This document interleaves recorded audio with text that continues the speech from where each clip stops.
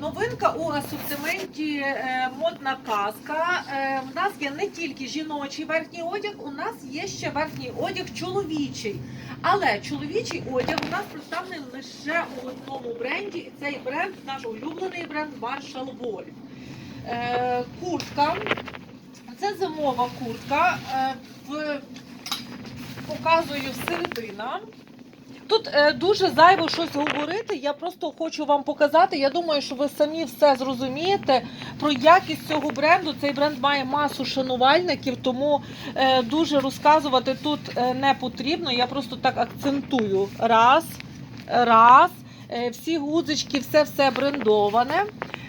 Тут оці от ставочки шкіряні, капюшончик у нас відшпиляється, це все відстрочено оранжевою ниткою в тон замку оранжевому і в тон всередині оранжевій. Тут в нас логотип бренду, зашпиляється на такі от класні кнопочки. Це дуже така якісна фурнітура, вона дуже відрізняється від фурнітури інших брендів. Отак прям це класом вище одяг, ніж тих, що я останній час бачила. Тобто дуже показую сам хлястик на цьому, він теж виконаний зі шкіри. Танюша, продемонструй самі кнопочки. Тобто цей виріб дуже легенький, він утеплений ізософтом і вовною. По складничку в нас іде 250 грам ізософту. Це дуже тепла річ. Якщо капюшон відшпилити, її можна носити, в принципі, ще весною.